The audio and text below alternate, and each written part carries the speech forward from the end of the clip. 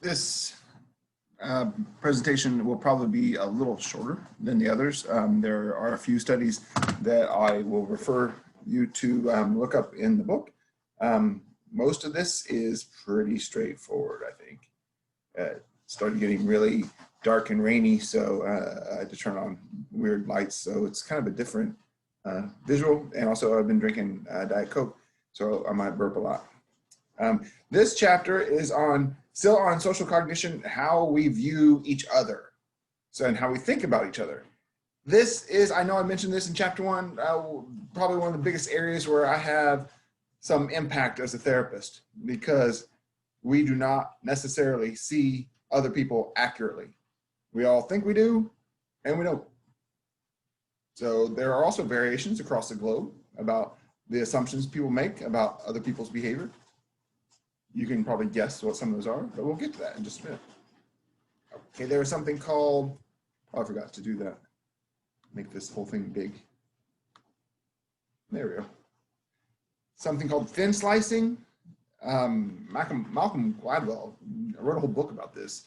Really good. It might even be called thin slicing. It's how people who, especially people who are experts in an area, can just take a little bit of information and come up with a pretty accurate description of what's going on. It's actually true in a number of different areas. In class in the past, I've even asked students to contribute pictures of their dorm room or their bedroom, and I'll show just like a slide, just that one picture of the dorm room or bedroom, and ask people to come up with some words you think that characterize or might describe this person. It's been pretty amazing how students in the past have been pretty accurate, because the student is sitting there in class like, yep, that's true, that's me, that's me. So the idea of thin slicing is making an impression based on very little information. So this is one area where we are, especially if you're an expert in an area, tend to be pretty good. One study was done where they recorded 10 seconds from the beginning, middle, and end of a teaching assistant's lecture while they were teaching, showed them the participants, and had them rate those teaching assistants on several factors. What they did is have those TAs teach that class for the entire semester. They compared those people who had only seen the 10 seconds from the beginning, middle, and end to the students who had taken a whole semester with those teaching assistants. And what you can see is, oh, I didn't write it, sorry, you can see on the next slide. I erased that next slide. There's a pretty strong correlation in a number of areas about what the thin slicers saw and what the students who took the entire semester saw. We have, when we're trying to understand other people, these unconscious, which is implicit, personality theories. We think if a person is if they're warm, that they're more honest and smarter and they're more outgoing and dependable. That's not necessarily true, but that idea of having a person be warm, that is warmth and competence. How competent, how good you are at being able to do tasks and successfully complete the things that you're supposed to be doing. Those two variables go a long way to determining whether we form a favorable or unfavorable impression of a person. I don't know why, but they are really powerful variables. We make assumptions about traits that go together when they don't. So we think if someone, it's weird, I put it down here, central traits. Well, like warmth is a central trait, so is competence. I mean, if we think someone is a mess up, we don't think very good about them. But if you hear somebody is warm and industrious or hardworking, you see them as good. But if you think of them as cold and industrious, you see them as evil and calculating. Let's see. There's something else I think I wanted to say here. I'm trying to remember exactly what. I think I put this on the next page. Oh yeah. So when you are talking to friends and you're trying to describe a person to someone, I've been told all the time that I'm really bad at describing a new person to someone else. Mainly, people say I generally see the good in other people. I don't know if that's a bad thing or not, but or maybe my friends are just judgmental. Anyway, when you hear a description of a person, any of us, the first words that we hear will be the template. That's kind of the funnel that we take all the other information in from. So it's weird. It's called the primacy effect. So if you think about primacy being early or first, like primary school is first grades, second grade through fifth, and secondary school is like, middle, high school. Primacy, first descriptors that we hear about someone. And they go a long way to determining whether we think favorably or unfavorably about someone. I put down here 2 lists of words. Like if you hear someone is intelligent, industrious, impulsive, critical, stubborn, and envious, we're going to think overall more favorably about them in comparison to when we turn just that whole list of words around. Because the early words, intelligent and industrious, were positive ones. So actually, the question is, why do we do that? One goes back to the cognitive miser theory, which we've used in this class before, that when we think, I've heard enough, I just heard a few words, that's good enough, I don't need any more information about somebody. The process of making attributions, and they're called causal, because we're thinking about what caused a person to do that. So I attribute your behavior to this cause. I see you acting a certain way, and I need to explain it to myself. It's a pretty major factor that all this, it's a way we make sense of the world. If we say that a person did that because it's due to their personality, that's an internal. So you're going into their character, into their person, almost into their soul and their brain and like who they are. External is what social psychology is about, the situational factors, the people that are in the room, the power dynamics in a group, just the way the whole political situation is arranged. All those are external forces that can come to bear on a person. In the US, you might imagine we tend to give a little bit too much credit to the internal factors. If you look at those attributions, they can go a long way to helping us understand the world. I have a couple examples. You can think about romantic relationships and whether they're good or they're bad. And you think about good romantic relationships, if 2 people are together and if one of the partners does something good, then the other person's going to say, they did that because they're sweet. That's who they are. You're going to make an internal attribution about that.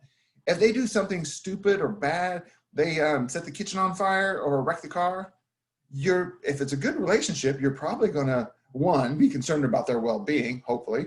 2, you're going to think, wow, was there a slick outside? Or is there an electrical problem with the stove? I mean, you're going to think about the external factors that cause the bad stuff. In bad relationships, it's just the opposite.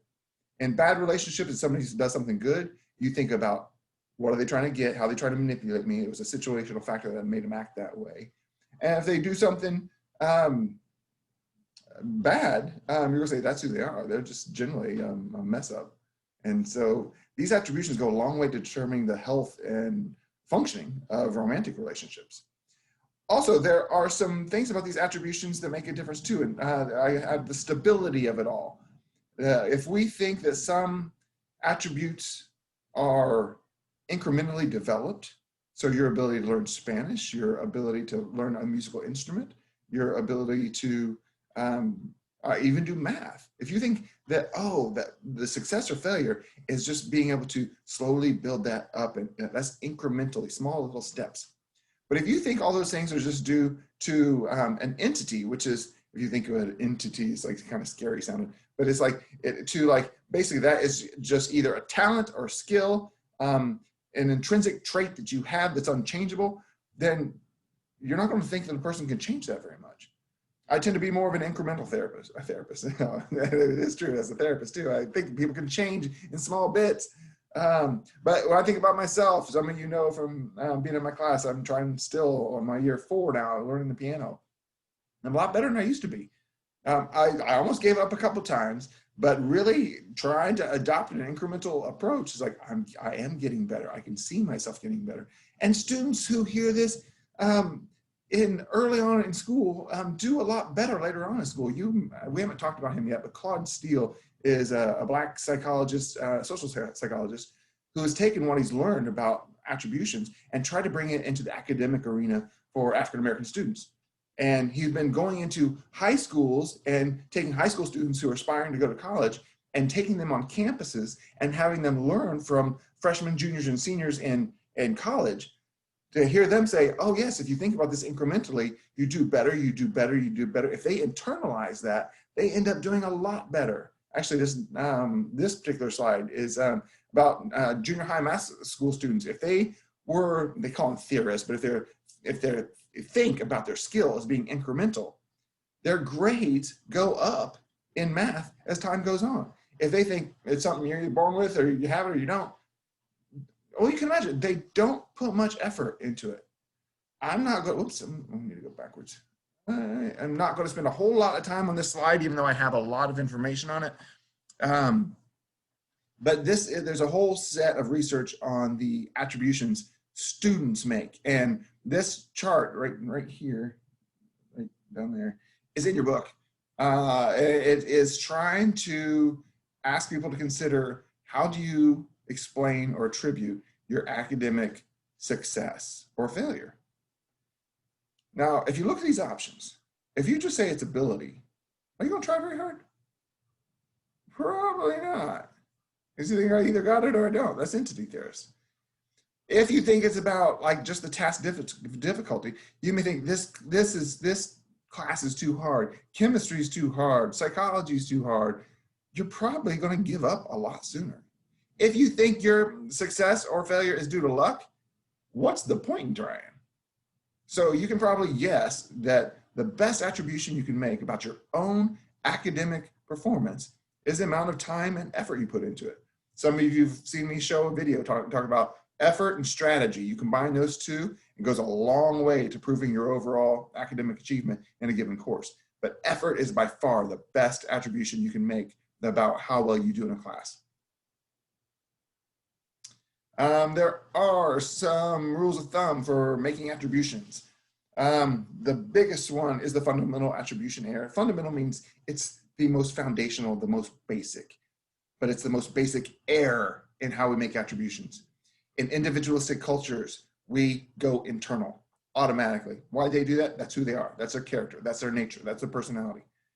In collectivist cultures, Japan, China, I know this overgeneralizations, but typically you see a lot more credence given to external attributions. Oh, they did that because that's what's expected by their group. That's how you achieve harmony with that classroom or that working group. This is important to think about.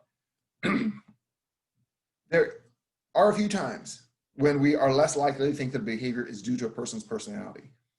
If someone says please or thank you to you, you don't go, oh, they're an exceedingly nice person. It's socially desirable to say that. So you go like, oh yeah, okay, that's why they did that. It's just like, yeah, because that's what you do. If someone is coerced, not freely chosen, basically, if they're forced to take a class, I'm not going to assume you're taking, math 115 because you love math a lot. It's required by the university, so you got to take it. Also, we're less likely to think a person's behavior is due to the personality if what they're doing can result in multiple outcomes.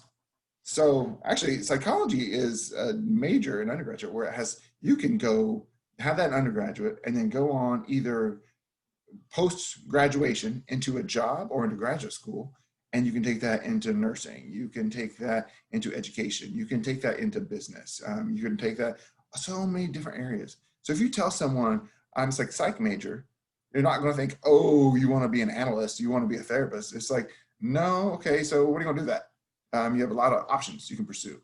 So when it can result in multiple outcomes, you're less likely to attribute a person's behavior. You're just thinking, oh, they're keeping their doors open. Oh, one other thing I want to say about the fundamental attribution error, it is so powerful. This is a famous study that was done. I meant to include this in the notes, but I'm just going to tell you this story. It's so powerful that it can override what we've been told. Some researchers ask people to have a one-on-one get-to-know-you conversation. So the researcher said, hey, I'm bringing someone in, you're going to talk to them. And I told this person to act really crabby to you. You talk for 10 minutes, the person leaves, the researcher comes back to you and say, what do you think? The person, that person was crabby. It's like, yeah, but what do you really think their personality is like? It's like, they're really crabby. It's like, I just told you I'm paying them to treat you crabby. Same thing if they bring in a person and say, you're going to talk to someone for 10 minutes and I'm paying them to treat you really nicely. And they come in and it's real warm and back and forth and back and forth. They leave. Then I come back in as a researcher. What do you think that person's personality really is really like? They're really nice. They're really warm. Duh, I paid them. So it's the fundamental attribution error is that powerful, can override even knowing that someone's being paid to act in a certain way. You still think they're acting that way because it's due to their personality.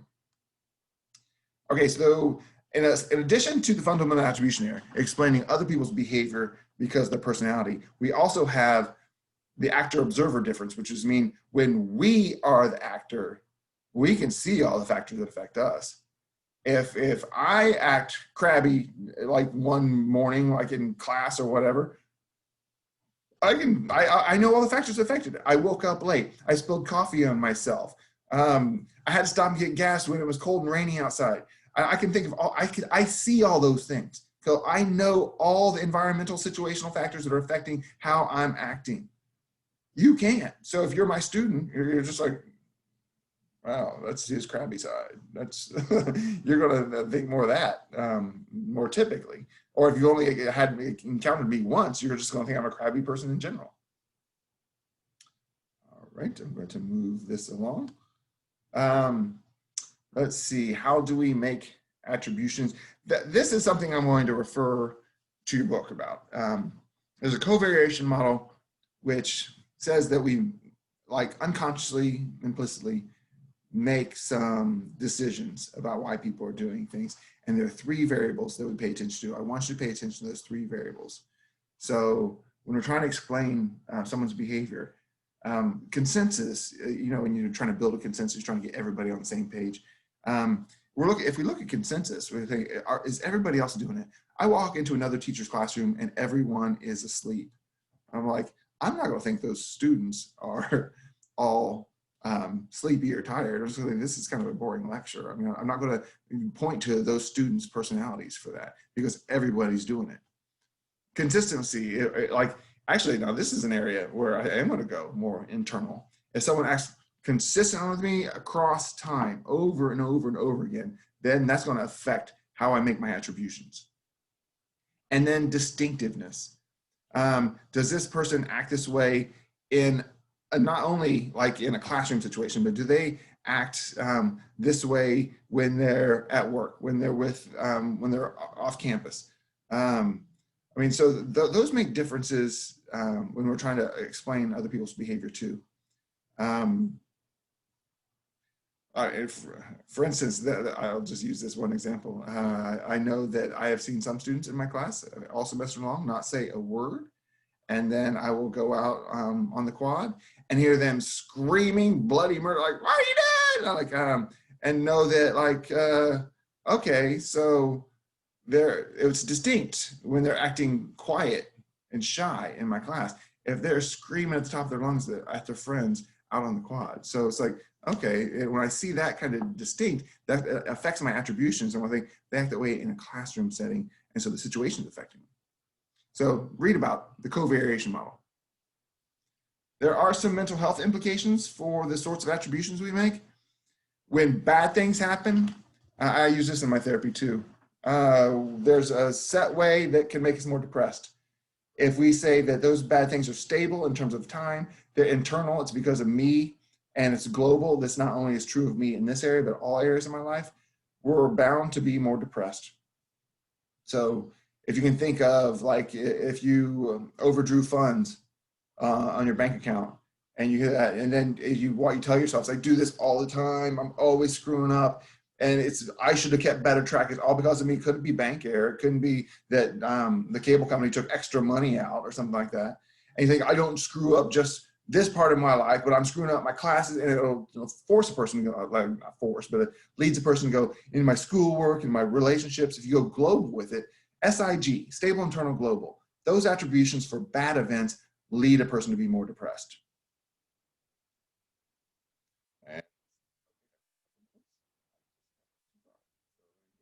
A couple other ideas I want to talk about real quick. So let me go down there. When it comes to self-handicapping, now this is an attribution I could have done better. It's a way to self-enhance. Basically, this is a case, there's a really good study talked about in your book, so I want you to read it. It'll be on the test. But if you think about it, like if we're scared of our performance, so if a person has to take like the ACT and they're scared, let's think, what if I mess up? Well, they might go out and party like crazy the night before. Why would they do that? They're taking the test hungover. So the reason a person might do that is they're basically setting it up so that if they get bad scores, they can blame that. They can make an attribution. That was because I was hungover. That was because I didn't get any sleep the night before. That's an issue of self-handicapping as an attribution about one's own behavior or performance on a task. And the last thing is a happy attribution style. If a negative event happens, it's just the opposite. If I go that it's not stable over time, it's unstable, I can do better next time, you're more likely to be happy. If you tell yourself that I failed because some other external factor, there was too much noise going on during that test, there was stuff happening, and if you think about I can do better in other areas, not this area, you get more of a less depressed and a positive attribution style. So this went a little bit longer than I thought. This is about 21 minutes. This is what we have in terms of explaining other people's behavior. If you have me in class, you'll get more of this kind of information. See ya.